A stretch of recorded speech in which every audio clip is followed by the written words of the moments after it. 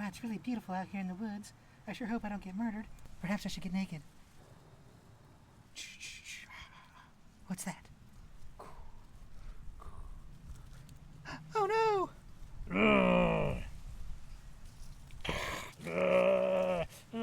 Help me! Man, this is bad. But it's still better than part 9.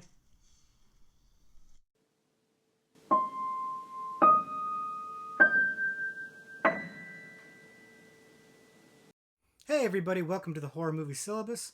I'm Professor Victor, and today we're doing something a little bit different.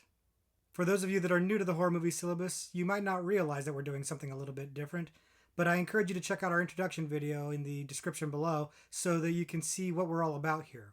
And for those of you that are familiar with the Horror Movie Syllabus, you'll realize that while we usually look at 3 essential movies from a particular subgenre of horror, today we're looking at a specific horror franchise.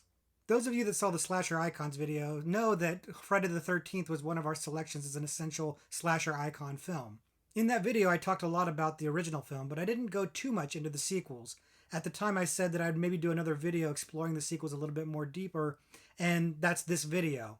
With the Friday the 13th actually coming up, I thought this is a perfect time to delve deeper into this franchise, especially because it's one of my favorite horror franchises of all time.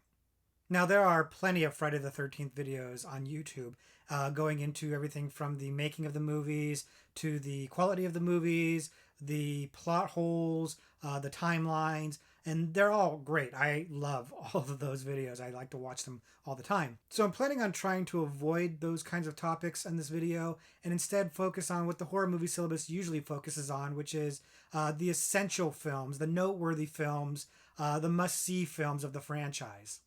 To that end, we'll discuss each individual installment in the franchise and determine whether or not it's essential viewing. Now, obviously, these determinations are going to be pretty subjective. Basically, they're going to be my opinion. And I'm a huge Friday the 13th fan, so I tend to be pretty biased on these things.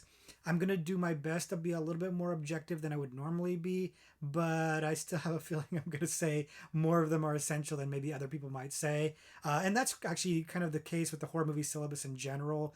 My determination of what is an essential or must-see horror film is oftentimes not going to be what somebody else thinks. And that's the beauty of doing these kind of things and discussing horror with other horror fans, is everybody has an opinion and everybody's opinion is valid. So if you have a different opinion than mine, if you think I'm wrong, or if you think that a certain movie should be essential that I think is not essential, or vice versa, leave a comment down below and explain your case, because like I said, your opinion is just as valid as mine, and we learn from everybody sharing. With that, let's go ahead and just jump right into the very first movie, which is, of course, Friday the 13th, the original. Now, I spent a lot of time talking about Friday the 13th in our Slasher Icons video, so I won't repeat myself here. I will, however, reiterate one point that the movie works better today than it did in 1980, and I'd say it worked pretty well in 1980 as well. But the mystery around the killer works even better if you're familiar with the pop culture iconography of Jason Voorhees.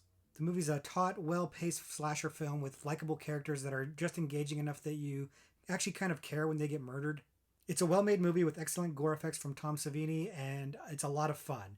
I definitely think it's essential viewing, not just to set up the Friday the 13th franchise, but also as part of your horror education in general. If you're a horror fan and you haven't seen Friday the 13th, you kind of have to see it. If for no other reason than if a killer decides to call you up and quiz you on Friday the 13th, you want to know the answers.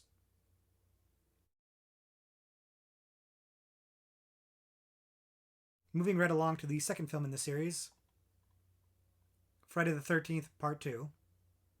Friday the 13th Part 2 is definitely noteworthy in the fact that it's Jason's first appearance as a full-grown man actually murdering people. And while the movie tends to be a little bit derivative of other movies, specifically The Town That Dreaded Sundown and Bay of Blood, which we'll be talking about at the Horror Movie Syllabus later on, I still think that the movie winds up being very successful on its own merits. The kills work really well. Jason's baghead look with the sack over his head looks really cool. Again, I realize these things are somewhat derivative of other movies, but they work really well in the movie. And the characters are also, again, pretty likable. I particularly like Ginny. We'll talk a little bit more about Ginny at the end of this video. But Friday the 13th Part 2 kind of puts the franchise going into another direction that is honestly really important for the future of the franchise. So, is it essential viewing? Absolutely. You should see Friday the 13th Part 2.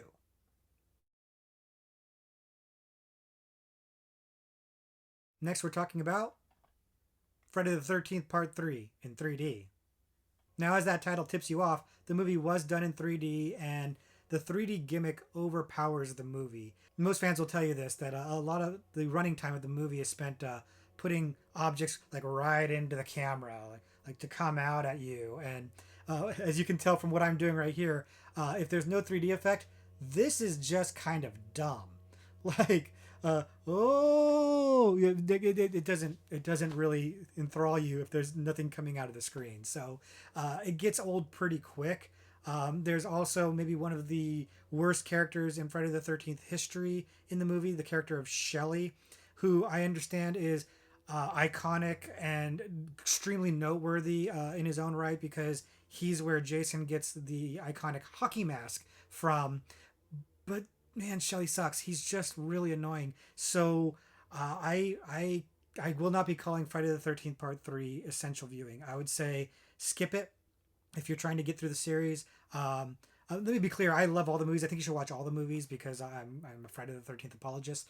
But if you're trying to be economical with your time, you skip Part 3. All you need to know is Jason gets a hockey mask, which you already knew. So Friday the 13th Part 3, the whole thing with Chris and the stuff in the woods. If you've seen the movie, you know what I'm talking about. Uh, None of it necessary. So you can skip it. Not essential.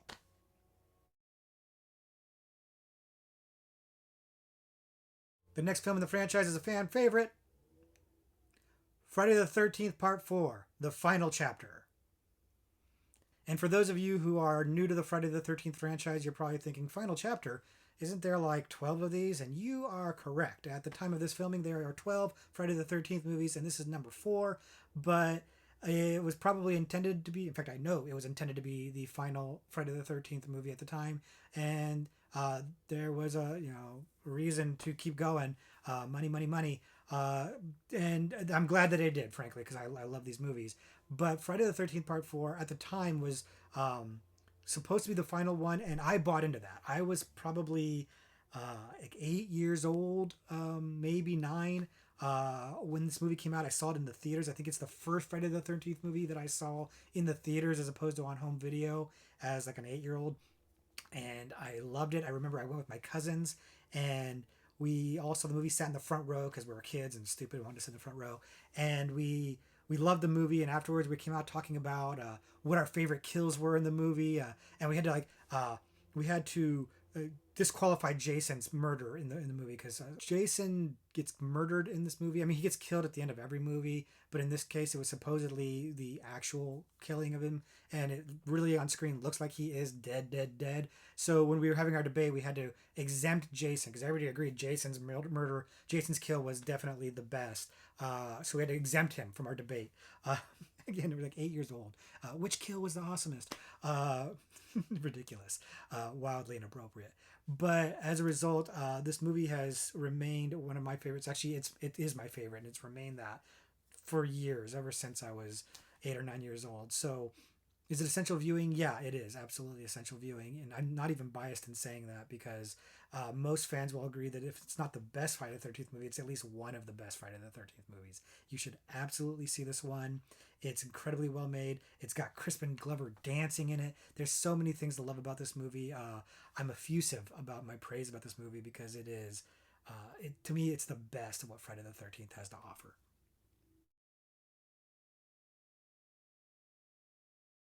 It's time now to get into a little bit of controversy, which means Friday the 13th Part 5, A New Beginning. If you're not familiar with the series, you're probably wondering right now, why is Part 5 so controversial? Well, the main reason why, and again, I guess this is a spoiler alert, but I mean, the movie's like 30 years old, so what are we doing here? Um, the movie doesn't actually have Jason as the killer, but actually a Jason copycat, and that really upsets some people a lot. I'm not one of those people. I love Friday the 13th Part 5. It's one of my favorites. It doesn't bother me that Jason is an imposter Jason throughout most of the movie, and that the real Jason's only kind of like in visions or flashbacks. None of that bothers me. I find the movie to be ridiculously fun with some great kills in it, and some really really funny characters. Is it the greatest Friday the 13th movie? No, that's not what I'm saying at all. I just find it to be a tremendous amount of fun. It's notoriously considered to be one of the sleazier Friday the 13th movies. It's directed by a guy who's known for kind of adult films and things like that, and that shows. There's a lot of that in the movie. As a kid, I recorded this movie off of HBO and had it on VHS tape that I wore out. It's actual, for those of you who are younger, VHS tape is actually an actual tape that you can wear out if you play it too much. And I played this movie over and over and over again. And as a preteen, that's probably maybe partly due to the sleazy nature of it, but also just I found the movie to be incredibly fun, and I still do. I still find the movie to be a blast. I find the characters to be a blast. There's a lot of fun scenes in there that I think still hold up. I think that there's a lot of quotable lines in there. It's a kind of a ridiculous movie. It's not as ridiculous as the next movie we're going to talk about, and it's not trying to be ridiculous like the next movie we're going to talk about, but I still think it's really successful in what it's trying to do. But hey, if people don't like it, that's cool too. I understand a lot of people were really disappointed in the twist that Jason's not the actual killer. I get that. I just don't care. It didn't bother me, but if it bothers other people, that's fine. And if it bothered you, tell us why in the comments below. But for me, Friday the 13th Part 5 is great.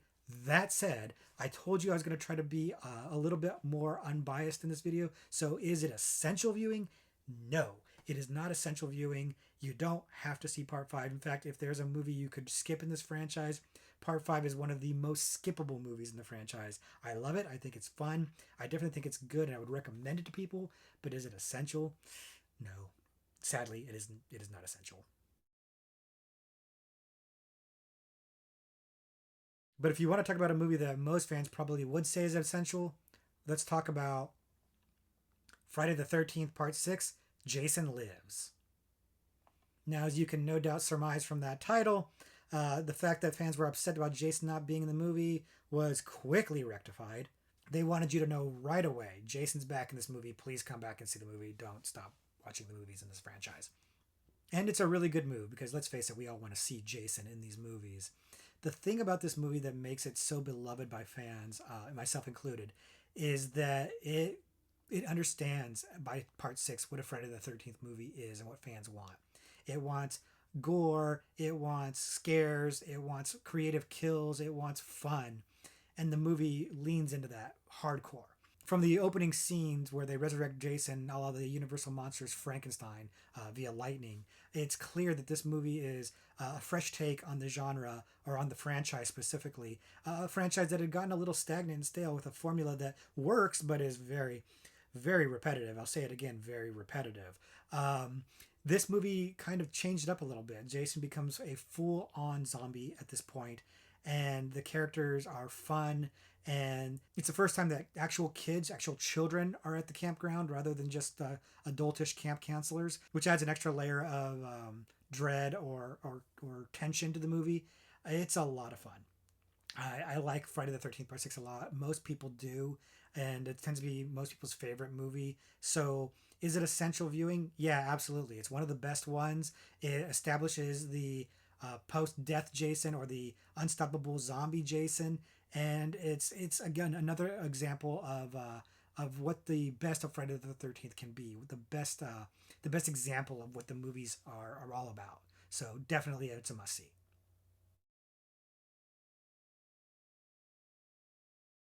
This brings us to part 7 of the franchise, Friday the 13th Part 7, The New Blood. By part 7, producers were trying to find ways to keep the franchise feeling fresh, and one of the ideas they had was crossover idea, Jason versus Carrie from the film Carrie. And while they couldn't get Carrie or get the rights to Carrie, they just created a character that was basically like Carrie. Her name is Tina, and she has telekinetic powers. I like this movie a lot. I think that it's a lot of fun. It's also, I think, the first appearance of Kane Hodder as Jason, and he is the kind of the quintessential Jason. He played Jason 4 times in the series, and he's the actor probably most associated with Jason. And I'm a big Kane Hodder fan, and I really like him in this movie. I like that Jason has become very decayed in this movie. I like that he's facing off against a protagonist that is kind of equally powered to him. That said, there's a lot of flaws in the movie as well. It's I see them more now on repeat viewings than I did the first time I saw it. I really, really liked this movie the first time I saw it, and now I've kind of bumped it down in my rankings. Partly because I think I like the other movies a little bit better, and partly because yeah, there's some issues with this movie. The ending's a little bit weak. Some of the characters are a little bit weak, but I still really like this movie. That said, not an essential movie, not a must see movie at all. It's fun. It's an interesting idea, but you can skip it and your life will be just fine. You won't suffer any ill will by not seeing this movie. So, not essential. You can skip it. Now we get to Friday the 13th, Part 8. Jason Takes Manhattan. And hey, it's a great title and it's a great concept. It is not a great movie. Um, they famously didn't have enough money to really make Jason Takes Manhattan the way they'd want to, where it would actually, be in Manhattan. In fact, the running joke is that the movie's actually titled Jason Takes Vancouver, since that's where they filmed most of the movie, or most of the New York scenes of the movie. That said, there is one scene where Jason is actually in Times Square, and it is the best part of the movie, and it is incredible, and it makes you long for the notion of what they could have made had they had the budget. If they could have put Jason in New York for the bulk of the film, it would have been absolutely fantastic. It would have been a must see movie, definitely an easy, essential film. Alas, they didn't have that movie. And to be honest, the Vancouver scenes filling in for New York don't really bother me. I'm not from New York, so I could care less that there's not really alleys in New York and that all the graffiti looks fake and everything. I could care less. Vancouver, New York, all the same to me. And I actually find a lot of those scenes kind of fun. The problem is that that still doesn't come to like the last 20 to 30 minutes of the movie. And the first hour before that is Jason on a boat um, going from Crystal Lake to Manhattan and forgetting the fact that he's going from a lake in New Jersey into Manhattan, a lake that should be landlocked. Forgetting all the logistics of that, the boat stuff drags a bit. The characters aren't terribly interesting at all, and it's just it's a bit of a slog. It's got maybe one of, if not the worst endings in a Friday the 13th film. With horrendously bad special effects to boot. Got one of my least favorite final girls in the movie in Rennie. I really don't like Rennie very much. It does, however, have one of my favorite kills in the movie, the boxing kill. And if you've seen it, you know exactly what I'm talking about. That's a top five kill in the franchise for me. I absolutely love that. So while it's not a good movie and I don't really like it that much, I have grown to have some affection for it over the years. The movie's definitely not essential at all. It's down towards the bottom of the franchise. It's not the worst Friday the 13th movie, in my opinion, but it's pretty close. Definitely skip it.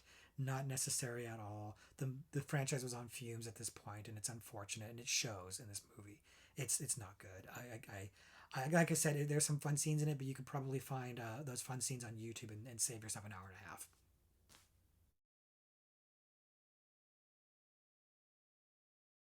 And now we come to Jason Goes to Hell, the final Friday.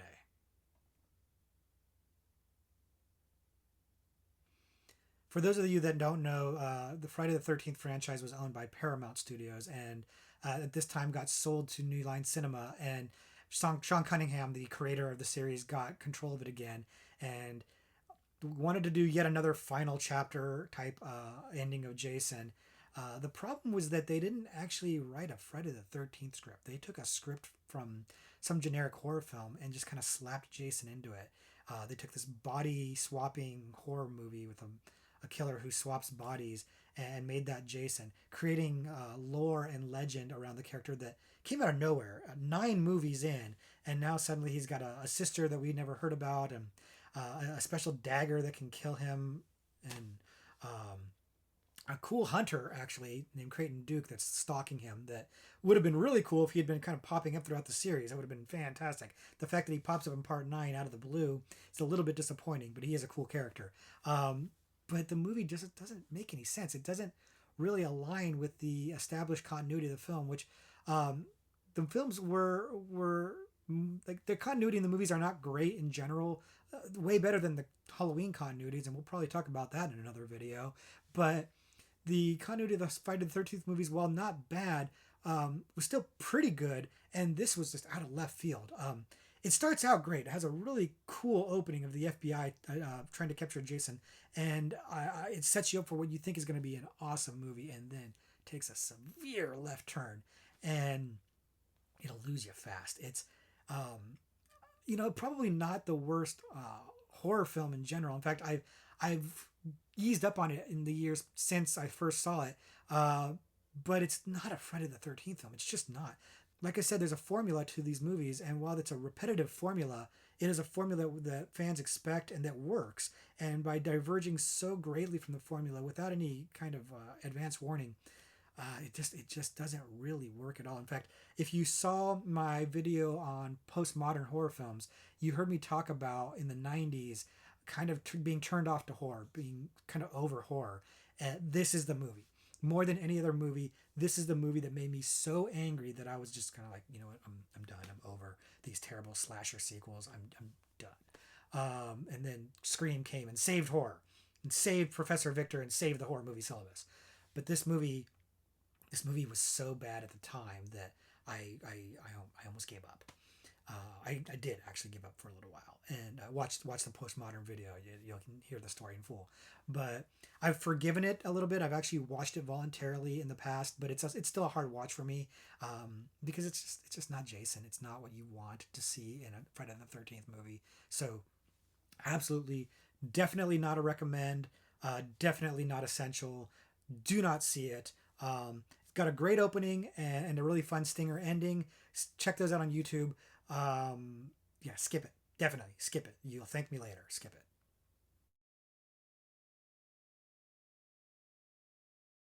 And now we get to Jason X or Jason 10 or Friday the 13th Part 10 or whatever you want to call it. Commonly thought of as Jason Goes to Space, with good reasons, because Jason goes to space in it. It's a movie that came after the final Friday, Jason Goes to Hell. So again, a promised final chapter that never actually wound up being the final chapter. But it came out before the planned Freddy versus Jason, because that movie was stuck in development hell. So this is kind of a treading water movie that's trying to not really screw up anything that would be set up for Freddy versus Jason. And I guess going to space was a logical way to accomplish that. Here's the thing: while it's obviously like a dumb idea, like the writers have basically run out of ideas, it's fun. It's not, it doesn't really have the budget to do space properly, but it doesn't look bad. They do a lot with the money they have, and it's a really tongue-in-cheek movie with the greatest kill in Friday the 13th franchise history in it. Y'all know what I'm talking about with the liquid nitrogen bath. Yeah. Absolutely fantastic. It's got some fun disposable characters. None of them are particularly all that noteworthy except for KM, the android, but that doesn't matter. It's not the noteworthiness of them. It's that they are all just having fun in the movie. At the movie is definitely not taking itself seriously at all. In fact, it's kind of poking fun at the franchise and the tropes in the franchise. Not to a Scream level, but it's definitely self-aware, and it's just having fun. As a result, it's one of my favorites. It's probably in the top half of the movies that I enjoy. Top half of my favorites, and I can't help it. I love Friday the 13th Part 10, Jason X, whatever you want to call it. Jason Goes to Space. I think it's a tremendous amount of fun. It's campy fun. Again, not an essential movie. You don't need to see it. I definitely think you should see it. It's the kind of movie, have some drinks with some friends. It's a good laugh. It's not really scary. It's kind of campy. But like Part 6, it's leaning into the camp. It's not as good as Part 6, but it's still a lot of fun. I think it's an underrated movie by a lot of people. So I'd recommend it. Check it out. But it's not essential. So if you're trying to just get your essential Jason in, that's one that you're going to skip. If you're doing like a mini marathon on Friday the 13th, that's not going to be one that you add to the list, most likely, unless you have extra time. But it's not essential.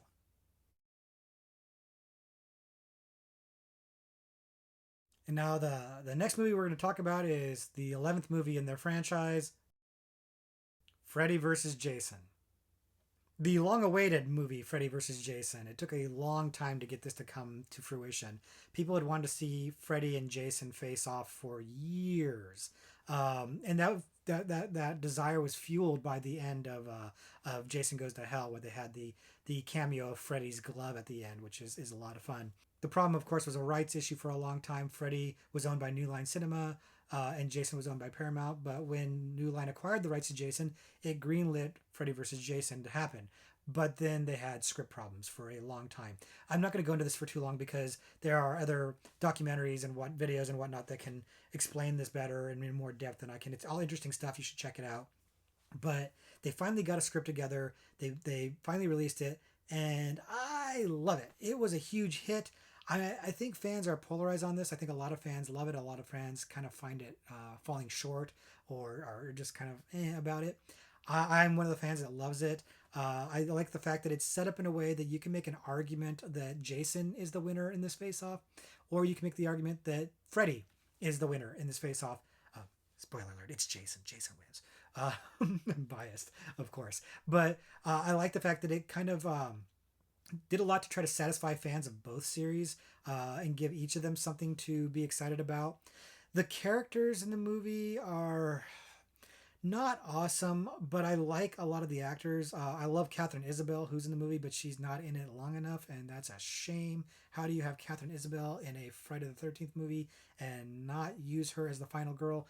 That was a mistake.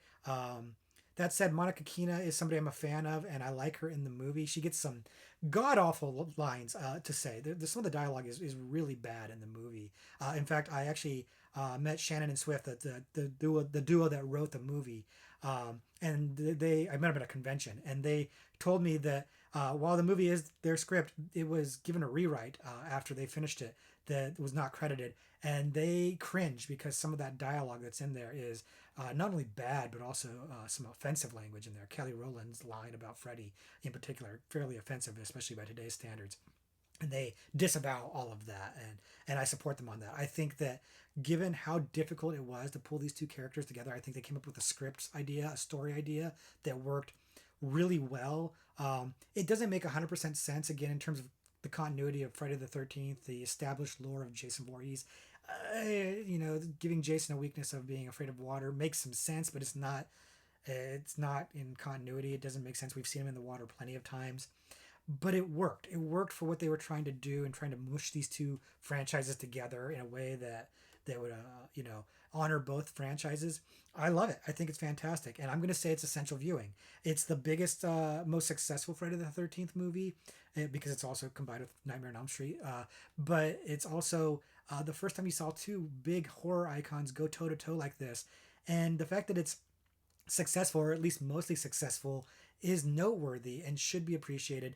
I think it's a must see in the franchise. I do. I'm going to call it essential. Done. I've done it. If you disagree, let us know in the comments. But I've already said it's essential. You have to see it now. Like anybody cares what I'm saying, but it's essential.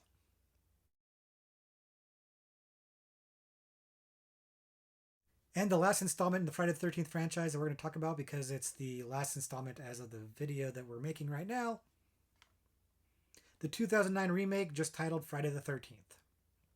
Look, people by and large hate remakes, and I'm going to talk about this in the horror movie syllabus and in the future. But we'll talk about this movie right now because I don't hate it. I actually like it quite a bit. It's not one of my favorites, but I like it quite a bit. Now, that said, when it came out in 2009, it had been a while since we'd had a Friday the 13th movie, and what I would have preferred is just another Friday the 13th sequel. I didn't want a reboot or a remake or reimagining or whatever it is they were going to call it. I just wanted a new sequel, another installment in the film. That said, if they were going to remake it, they did a few things right. And one of them is that they took the first four movies and kind of mushed them all into one film so that you could get to Jason and the iconic Jason with the hockey mask quicker. So they kept all the major plot points of Friday the 13th Part 1, and the sack head from Part 2, and the finding of the mask in Part 3, and then ultimately Jason dying in Part 4. They get all of that into one movie in a way that doesn't feel too rushed. It's a little bit rushed, but it's not too rushed. As a quick shorthand for new fans, I thought it worked out really well. The other thing I liked about the movie a lot is they had a lot of good actors in there.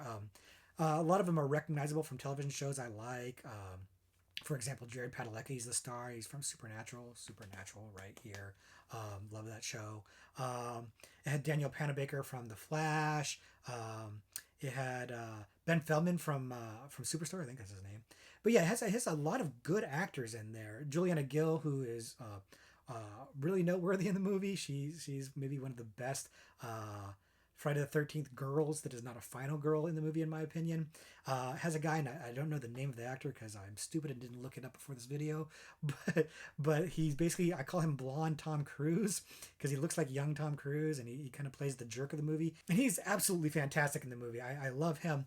The characters are memorable. I really enjoyed them. The kills are a little bit lackluster in the movie, and I think that's one of the biggest problems of the movie is that, with the exception of 2 or 3 of the kills, they're kind of forgettable, and that's a crime for a Friday the 13th movie. The kills need to be the standout, and they're not in this movie. But I did like the fresh take on Jason. I liked him as more of a survivalist. I liked the underground tunnel stuff. The pot farmer thing, I think that's kind of funny. I know a lot of people thought that was a big issue, but I liked it. I liked the fresh take on it. It didn't feel like some sort of crime, like that's not my Jason and you're ruining my childhood. I thought it was kind of a cool update. I did. The biggest problem for me is the ending kind of sucks. It just, Jason gets killed in like every movie. That's not really a spoiler at all because that just happens every movie, and it's usually in a pretty cool way. Some ways better than others.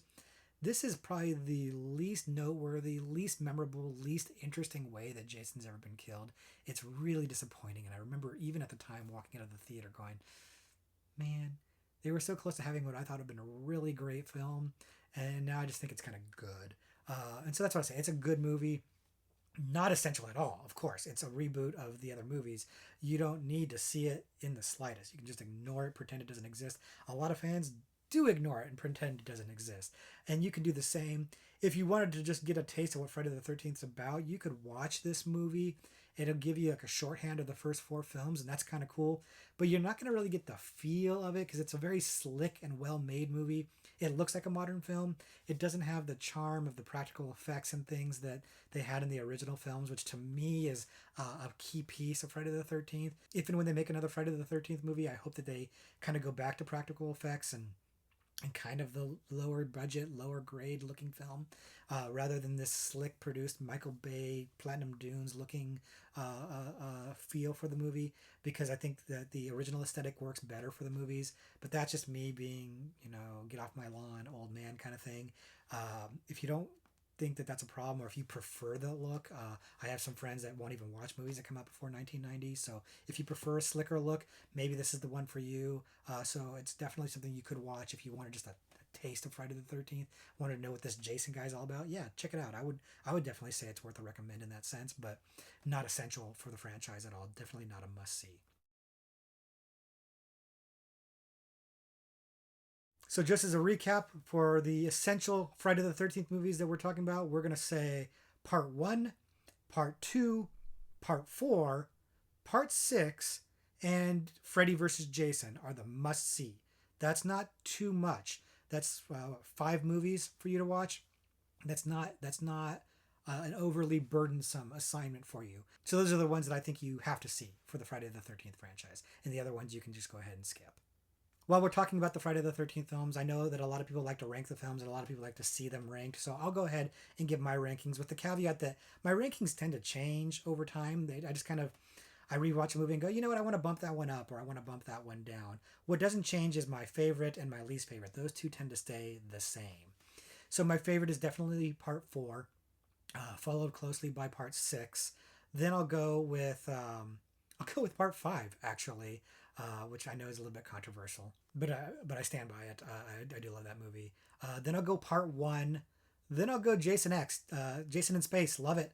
Then I'll go Freddy versus Jason. Then part 2. Then part 7. Then the 2009 remake. Then part 3 because I hate you, Shelley. And then a steep drop from those to part 8, and then finally at the very bottom, part 9. Also, another thing that I was thinking about going into in depth, but since the video is going a little bit long, I won't, was the final girls and ranking them. I won't rank them, especially because some of them, I'd just be kind of splitting hairs. I will say this, though.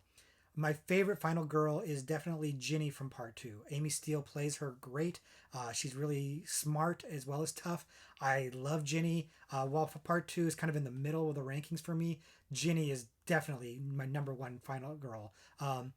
Alice would also be up there pretty high. And by the way, I didn't really count Tommy Jarvis as a final girl, not because he's not a girl, but because he's in multiple movies, and so he's very different in each of the movies he appears in, and that kind of makes it a little bit complicated to rank him. So I just kind of threw him out. But yeah, Ginny number one. Last one, I'm going to go with Jessica from Jason Goes to Hell Part 9. Partly because again I hate Part 9, and partly because Jessica's forgettable. I had to look up her name before this video because I couldn't even remember what her name was. She's just forgettable. Now, to be fair, Steven, played by John LeMay, is actually really more the main character in that movie, and I actually kind of like him. But Jessica, forgettable, ignore her. She just edged out Rennie from part 8 as worst final girl. So those are the top and bottom final girls. Let me know who you think the top and bottom final girls are in the comments below, and if you want to rank them, I'd like to see what that is. Maybe I'll rank them in the comments below. Again, I kind of feel like I'll just be splitting hairs, but anyways, we've gone on long enough. Those are the essential Friday the 13th films that you got to see, along with a little bit of ranking the movies, a little bit of final girl talk. I hope you guys are enjoying your Friday the 13th. I hope you watch one or more of these movies on Friday the 13th. I'm thinking that I'm going to try to watch a marathon of them, all of them, or well, probably won't get through all of them, but I'm going to get through as many as I can. I have a feeling part 9 might be the one that breaks me. But stay tuned for that. Check me out on Instagram to see if I'm going to post some stuff on Instagram or maybe Twitter about that, or maybe I'll make a video out of it. I don't really know yet, but I am planning on Friday the 13th to watch as many of these movies as I can. I think you guys should too. I love Friday the 13th. I imagine many of you guys do too. I think it's one of the most important franchises in horror film history.